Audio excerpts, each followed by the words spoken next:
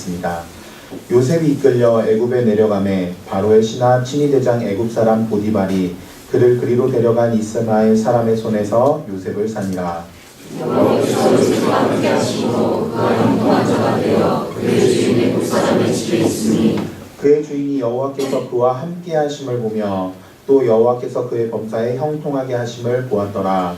요셉이 그의 주인에게 은혜를 입어보니 그가 요셉을 가장 중으로 삼고 자기의 집을 다 그의 손에 부탁하니 그가 요셉에게 자기의 집과 그의 모든 소유물을 주관하게 한 때로부터 여호와께서 요셉을 위하여 그 애굽 사람의 집에 복을 내리심으로 여호와의 복이 그의 집과 밭에 있는 모든 소유에 미친지라. 주인이 그의 소유를 다 요셉의 손에 위탁하고 자기가 먹는 음식 외에는 간섭하지 아니하였더라. 요셉은 용모가 빼어나고 아름다웠더라. 아멘. 지난 시간까지는 유다의 집에서 일어난 몇 가지 사건들을 살펴봤고요. 이제 오늘부터는 성경은 요셉에게로 그 초점을 맞추게 됩니다. 요셉은 이집트의 노예로 팔려갔는데 그 요셉을 산 사람은 이 친위대장 보디발이라고 하는 사람이었습니다. 친위대장은 오늘날로 얘기를 하면 경호 실장쯤 되는 사람인데요. 이 사람이 집에서 요셉이 열심히 일을 해서 그 친위대장 보디발의 눈에 들게 됩니다. 그래서 이 보디발은 요셉에게 그 집안에 있는 가정 총무의 일을 맡기게 됐는데 그건 재산을 관리하는 일입니다. 근데 요셉이 그 보디발의 재산을 관리하기 시작한 후로부터 이 보디발의 재산이 많이 늘어나게 됐습니다. 그래서 더욱더 이 보디발은 요셉을 신뢰하게 되었고 그렇게 됐던 것이 하나님께서 요셉과 함께 하심으로 그를 형통하게 하셨기 때문이다 라고 말씀하고 있습니다. 그래서 보디발은 먹는 것 외에 다른 모든 것들을 다 요셉에게 위임을 하고 자기는 별로 간섭을 하지 않는 그만큼 요셉을 신뢰하는 그만큼 요셉이 큰 신뢰를 받게 됐습니다. 이 모든 것은 다 성경이 거듭해서 요셉과 하나님께서 함께 하심으로 그를 형통하게 하신 결과라고 말씀하고 있습니다. 그럼 요셉이 어디까지 형통하게 됐는지 우리 조금 그 뒤로 가서요. 같은 장에 있는 21절부터 23절까지 말씀을 한 절씩 읽겠습니다.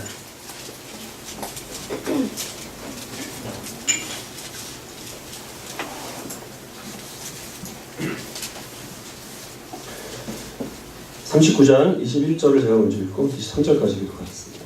여호와께서 요셉과 함께 하시고 그에게 인자를 더하사 간수장에게 은혜를 받게 하시매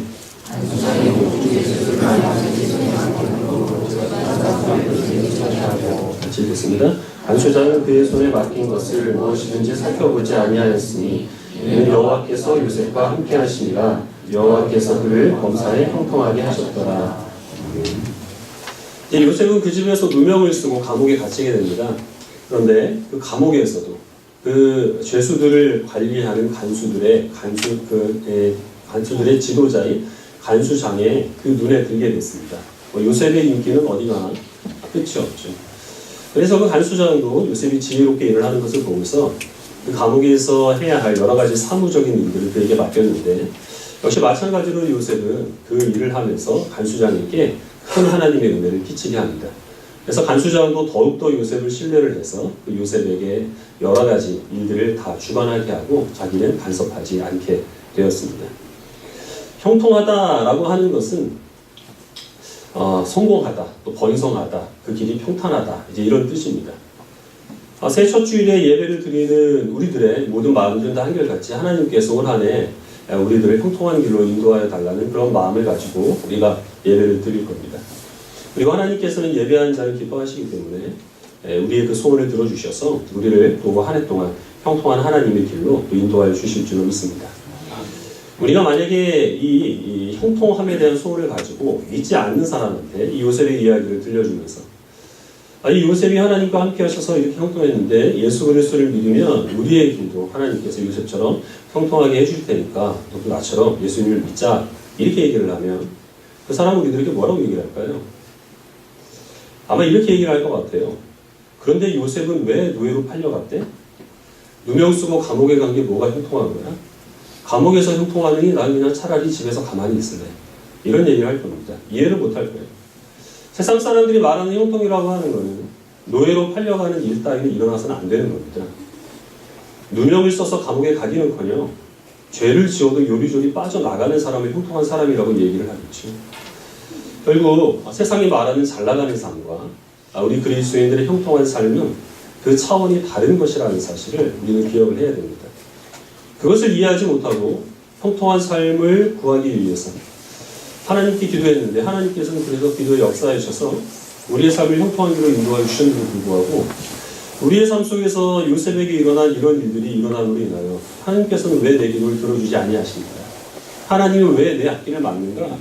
이렇게 불평하고 우리는 하나님을 오해할 수가 있다고 하는 것이죠. 요셉을 하나님께서 형통하게 하셨다라고 말씀하실 때 두 가지의 특징이 드러납니다. 첫 번째는 하나님께서 요셉을 형통하게 하셨다라는 말씀에 항상 앞에 나오는 말씀이 있죠. 여호와께서 그와 함께 하시네 라는 말씀입니다. 즉 신자의 형통이라고 하는 것은 그가 어디에 있든지 하나님께서 그와 동행하시는 것을 신자의 형통이라고 얘기를 합니다. 또 한 가지는 이 요셉은 하여튼 어디에 있든지 열심히 일을 했습니다. 그래서 윗사람의 눈에 그가 좋게 보이게 되었고 그래서 저 사람은 여호와께서 함께 하셔서 그를 형통하게 하신다라는 것을 다른 사람들도 볼 수 있도록 그렇게 지혜롭게 일을 했는데요. 그렇게 됨으로써 요셉에게 일어난 일은 뭐냐면 결국에는 일이 더 많아진 겁니다. 많은 일들을 떠안게 된 것이죠. 그리고 그 떠안게 된 일로 인하여서 혜택을 누린 사람은 그에게 일을 맡긴 사람입니다. 보디발이 은혜를 입었고 또 그 감옥의 간수장이 은혜를 입게 됩니다. 즉 하나님의 사람이 형통하게 되면 그 형통함으로 인하여서 혜택을 받는 사람이 누구냐?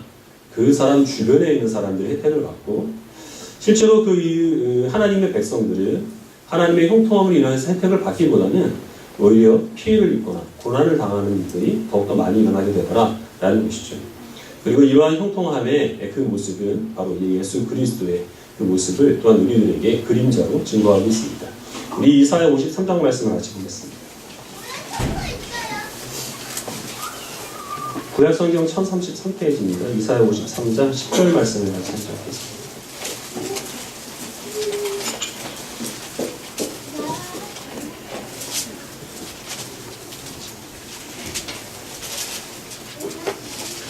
이사야 53장 10절을 읽겠습니다. 시작. 여호와께서 그에게 사함을 받게 하시기를 원하사 질고를 당하게 하셨은즉 그의 영혼을 속건 제물로 드리기에 이르며 그가 시를 보게 되며 그의 날은 길 것이요 또 그의 손으로 여호와께서 기뻐하시는 뜻을 성취하리로다. 아멘. 이사야 53장은 이스라엘 백성들을 구원하기 위해서 그들을 대신해서 고난받고 죽임을 당한 고난의 종으로 올 메시아를 예고하는 내용으로 되어 있습니다. 우리는 이 이사야 53장에 예고된 고난의 종이 곧 예수 그리스도라는 사실을 다 믿고 있죠. 예수님은 하나님의 아들이시지만 그러나 하늘에 있는 모든 영광을 버리시고 우리가 살고 있는 이 낮고 천한 땅에 우리와 같은 몸을 입으시고 오셨습니다. 그것만으로도 예수님은 큰 희생을 치르신 것인데 거기에 더해서 하나님께서 창조하신 그 피조물에 불과한 우리들로 인하여서 고난을 당하시고 죽임까지 당하게 되셨죠.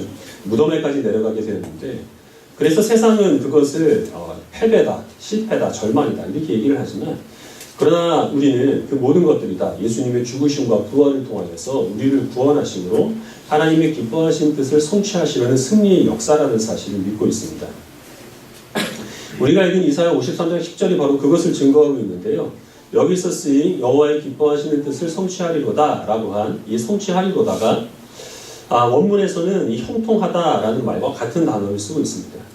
예수님께서 우리와 같은 몸을 입으시고 고난당하심으로 하나님의 뜻을 이루신 것, 그것이 바로 예수님의 형통한 삶이라고 하는 것이죠. 예수님은 이 땅을 살아가는 동안에 그렇게 많은 것들을 누리지 못하셨습니다. 어떤 권세 있는 자리에 한 번도 오르신 적이 없고 또 경제적으로도 풍요롭지 못해서 인자는 머리 줄 곳도 없다라고 그렇게 말씀하셨습니다. 근데 예수님의 주변에 몰려든 사람 가운데서는 예수님보다 훨씬 더 형편이 나은 사람들이 많이 있었죠. 예수님보다 많은 권세를 가진 사람, 돈 많은 사람, 많이 배운 사람들이 수두룩했습니다.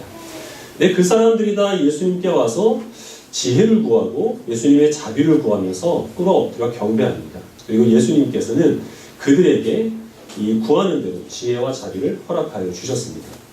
그리고 마침내는 십자가에서 예수님을 못 받고 조롱하는 그 병사들을 위하여서도 그 용서의 기도를 드리시면서 예수님께서는 숨을 거두셨고 그 죽음으로 인하여서 우리들을 구원하셨죠. 요셉이 이집트로 건너갔을 때 그는 국무총리가 되기 전까지는 그를 만나는 모든 사람들은 다 요셉보다 형편이 좋은 사람들이었습니다. 보디발도 그렇고 간수장도 그렇고 나중에 만나게 될 관원장들이나 또 이집트 왕 바로 같은 경우도 이 요셉과는 비교할 수 없는 놀라운 권세를 가진 사람들인데요. 그런데 은혜를 끼친 사람은 누구냐 하면 그 사람들이 요셉에게 은혜를 끼친 게 아니라 형편없는 처지에 있었던 노예로 잡혀왔던 그 요셉이 오히려 보디발에게 은혜를 끼치고 간수장에게 은혜를 끼치고 그리고 애굽 왕 바로에게 은혜를 끼치게 되었다라는 겁니다. 신자의 형통이라고 하는 것은 우리가 어딜 가든지 하나님께서 함께 하신다라는 것입니다. 우리가 이 보디발의 집에 노예로 팔려가든 그렇지 않으면 누명을 쓰고 감옥에 있든 요셉과 함께 하시는 것처럼 하나님께서는 우리와 함께 하시겠다는 그 약속을 지켜나가고 그것을 믿는 그런 하나님의 사람들이 곧 형통한 인생을 살아가는 겁니다. 근데 하나님께서 우리와 동행하심에 대한 증거가 때로는 우리들에게 고난으로 다가올 수 있습니다. 그럼에도 불구하고 우리가 어렵기 때문에 세상 사람들이나 아니면 세상에 있는 어떤 것으로부터 혜택을 받기 위하여 세상에 보냄을 받은 것이 아니고 그 어려운 처지에 있는 우리가 하나님과 동행함으로 말미암아 우리 주변에 있는 나보다 형편이 더 좋은 사람들로 인하여서 혜택을 받게 되고 은혜를 입게 되고 궁극적으로 구원을 이루게 되는 것이 그것이 바로 형통한 하나님의 백성의 삶입니다. 그리고 그것을 통하여 하나님께서는 하나님의 기뻐하시는 뜻을 우리로 말미암아 성취하게 되신다라는 것이죠. 성경 한 구절로 보겠습니다. 열왕기하 5장 1절부터 7절입니다. 구약성경 568페이지입니다. 열왕기하 5장 1절부터 7절입니다.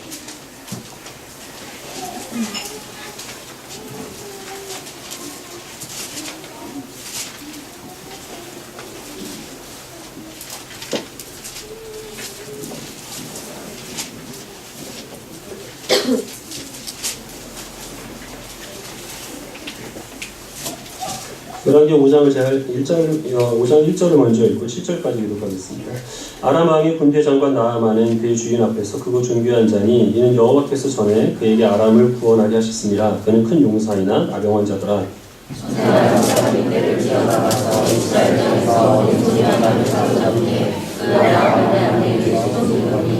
그의 여주인에게 이르되 우리 주인이 사마리아에 계신 선지자 앞에 계셨으면 좋겠나이다. 그가 그 나병을 고치리이다 하는지라.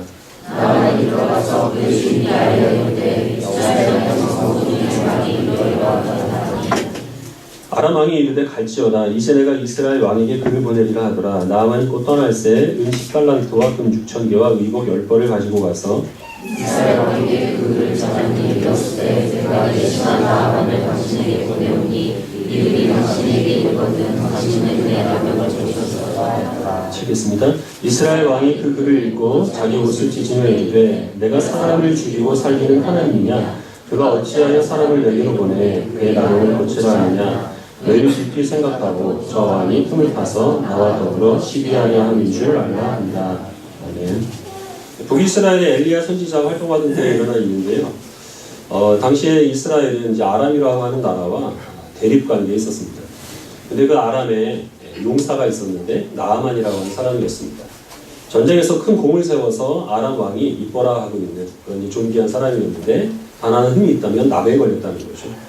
성경에서 말하는 나병은 꼭 오늘날 한센병을 의미하는 것은 아니고요. 이때 당시에 고칠 수 없었던 악성 피부병들을 다 총칭하는 표현입니다. 그런데 그 나아만의 집에 이스라엘에서 잡혀온 어린 소녀 하나가 그 나아만의 부인의 수종을 들고 있었습니다. 나아만이 이스라엘을 약탈을 할 때 포로로 잡아왔다가 자기 집에 노예로 삼은 소녀죠. 근데 그 소녀가 말하기를 나아만이 우리나라에 있는 사마리아에 살고 있는 선지자를 만나면 그 선지자가 그의 병을 고쳐주리라 라고 이렇게 얘기를 합니다. 그래서 나아만은 그 소녀의 말을 듣고 자기 왕을 찾아갑니다. 그래서 이스라엘에 가서 내가 병을 고쳐오려고 하니까 허락을 해주십시오. 그 아람 왕은 지금 나아만을 애지중지하고 있기 때문에 많은 예물을 준비하고 편지를 써서 이스라엘 왕에게 그를 보냅니다. 당시에 북이스라엘 왕은 아마도 여호람인 것 같은데요. 확실하지는 않습니다. 이름이 나와 있지 않아서. 근데 그 이스라엘 왕은 편지를 받자마자 옷을 찢습니다. 내가 어떻게 이 나병을 고치라는 말이냐. 이건 분명히 트집을 잡아서 우리나라를 치려고 하는 그런 것이다 라고 그렇게 분해합니다. 그때 엘리사가 그 얘기를 듣고 나아만을 내게 보내십시오 라고 얘기를 해서 요단강에 몸을 7번 씻는 것으로 나아만의 그 나병을 고치게 되죠. 아람 땅에 많은 사람들이 살고 있었을 텐데요. 그때 당시에 그 사람들의 서열을 한번 정해본다고 한다면 제일 위에는 아람 왕이 있겠죠. 그리고 아마 두 번째쯤에 그 나아만 장수가 있을 겁니다. 그리고 세 번째쯤에 그 나아만의 부인이 있을 것이고, 경우에 따라서는 나아만의 부인이 2순위고 나아만이 3순위일 수도 있습니다. 그리고 또 여러 귀족들이나 아니면 용사들 줄줄이 나온 다음에 가장 끝에 바로 이 이스라엘에서 잡혀온 이름 없는 그 소녀가 자리를 잡고 있겠죠. 그런데 지금 은혜를 끼치는 사람은 누구냐면 바로 그 이름 없는 이스라엘 소녀가 지금 나아만과 그 왕에게 은혜를 끼치고 있다고 하는 것입니다. 그리고 우리가 이 성경에서 말하는 나병이라고 하는 것이 갖고 있는 의미가 단순히 피부병이 아니라 그것은 부정하여서 하나님의 은혜에 들어올 수 없는 그런 저주를 상징하는 것이라고 생각을 하게 된다면, 결국 하나님의 은혜를 받지 못한 부정한 자가 지금 이 이름 없는 어린 소녀로 인하여서 여호와 하나님의 은혜를 맛보게 되는 지금 구원의 그 은혜를 누리게 된다라는 것이죠. 요셉이 애굽에 있을 때 요셉보다 훨씬 더 높은 사람들 많이 있었지만, 그러나 성경은 오직 그 요셉만이 형통한 사람이라 라고 얘기를 했습니다. 고난 중에 있다 하더라도. 그러나 그가 다른 사람들에게 은혜를 끼치고, 그리고 나중에는 가난에 살고 있는 그의 형제들을 구원하는 여호와 하나님의 뜻을 성취했기 때문에 요셉만이 형통한 사람이었다는 것이죠. 아람 땅에서도 역시 마찬가지입니다. 이 어린 소녀보다 형편이 좋은 사람, 권세 있는 사람 수두룩하게 널렸지만, 그럼에도 불구하고 그 아람 땅에서 형통한 사람은 오직 그 소녀입니다. 그 소녀가 여호와 하나님을 믿고 그 믿음 가운데서 나아만을 엘리사에게 소개를 해주고, 그래서 그 믿음으로 인하여서 이 나아만에게 큰 은혜를 끼치고 있기 때문에 그가 바로 형통한 삶이라고 하는 것이죠. 그리고 하나님께서는 오늘날 저와 여러분들을 바로 이 형통한 그 성도의 자리로 인도를 하십니다. 우리의 바람은 우리가 하나님께서 주시는 많은 은혜도 누리면서 동시에 세상 사람으로부터도 인정을 받을 수 있도록 믿음도 좋고, 그리고 또 되도록이면 돈도 많이 벌고 높은 자리에 있는 그런 사람이 되기를 원하는 마음이 있을 겁니다. 그리고 실제로 그런 사람들도 많이 있습니다. 신앙적으로도 모범이 되고, 그리고 또 다른 사람들에게 많은, 또한 저는 영향력을 끼칠 수 있는 능력이 있는 그런 많은 사람들도 있죠. 하지만 그 자리는 모든 사람들에게 허락되는 것이 아닙니다. 사회 구조 자체가 모든 사람들이 다 높은 곳에 올라갈 수는 없기 때문이죠. 전부 다 대통령이 되면 길거리 청소는 누가 하겠습니까? 모두 다 대기업 회장이 되면 야근할 사람은 누가 있겠습니까? 그래서 하나님께서는 우리들을 다양한 모습으로 다양한 환경 가운데로 보내주시는데, 비록 세상 사람들이 보기에도 형통한 사람이라고 인정을 받을 수 있는 자리는 극소수의 사람만이 차지하게 되겠지만, 그러나 모든 하나님의 백성들 한 사람도 빠짐없이 하나님께 주시는 약속의 말씀이 있습니다. 내가 세상 끝날까지 너희와 항상 함께 있으리라 라는 것입니다.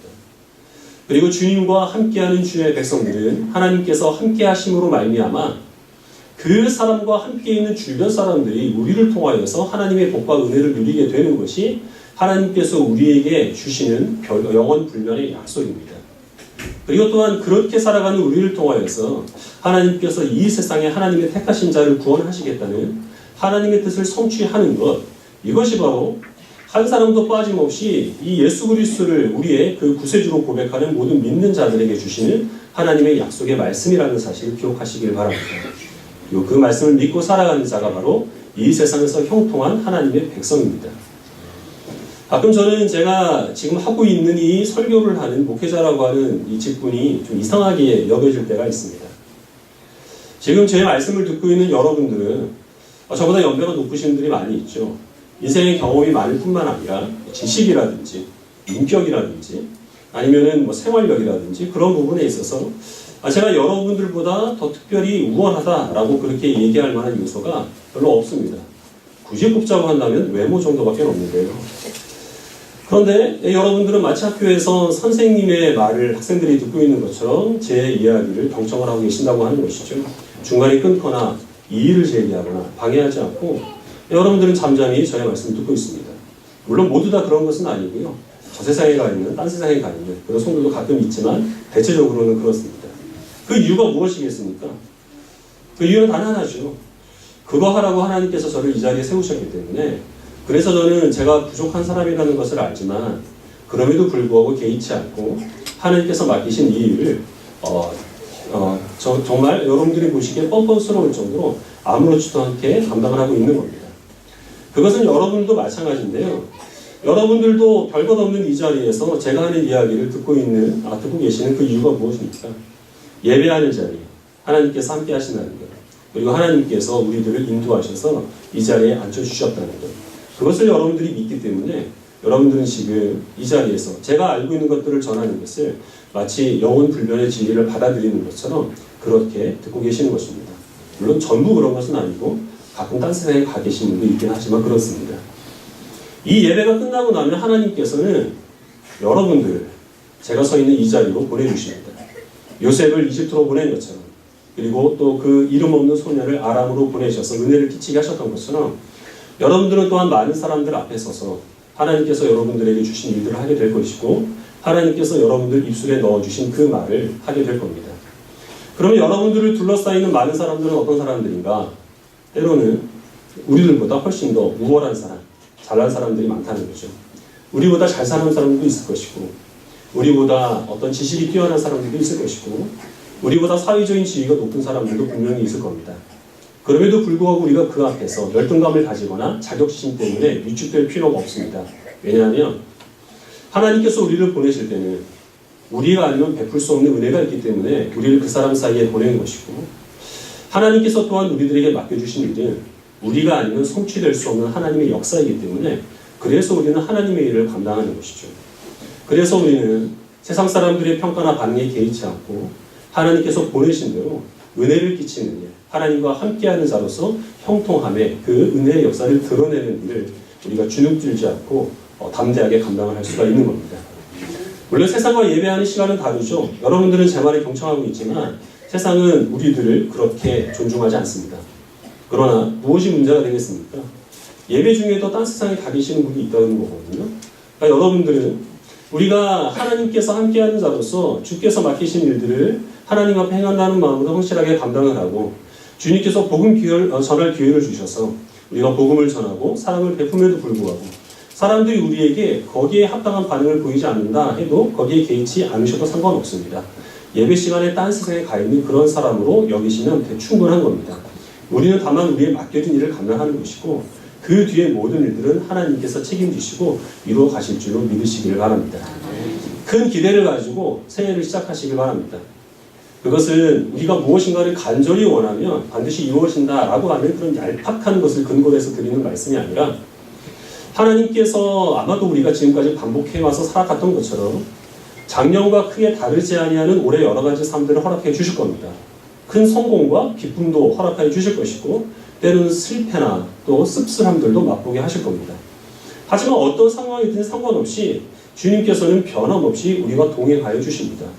우리를 통하여서 하나님의 뜻을 성취하시기 때문에 그래서 우리는 큰 기대를 가지고 올해를 시작해도 무방하다는 것이죠. 하나님께서 우리를 어느 곳으로 보내시든 또 누구를 만나시든지 우리는 세상 사람들이 형통의 증거로 여기는 것들, 재산, 인맥, 학벌, 그런 것들이 우리를 가치 있게 만들지 않는다는 사실을 기억하시기 바랍니다. 아무리 많은 것을 가지고 있어도 믿음이 없으면 그러면 나병 걸린 나아만과 똑같습니다. 하지만 믿음이 있을 때 우리는 하나님 앞에 존귀한 자로 설 수 있고 형통한 인생을 살아갈 수 있습니다.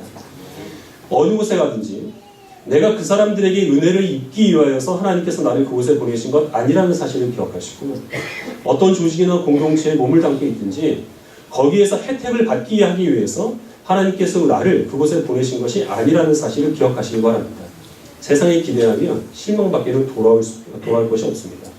내가 은혜를 끼치고 나로 말미암아 하나님께서 주시는 그 혜택을 누리게 하기 위해서, 그래서 하나님께서 나를 이 사람 앞에 서게 하시고 다른 많은 공동체나 조직 가운데 몸담게 하신다는 사실을 기억하시고 축복의 통로로서, 복의 근으로서의 그 사명을 온전히 감당하시길 바랍니다. 하나님께서 동행하심으로 주의 뜻을 성취하시는 형통한 인생을 살아가시길 주님의 이름으로 축원합니다. 기도하겠습니다.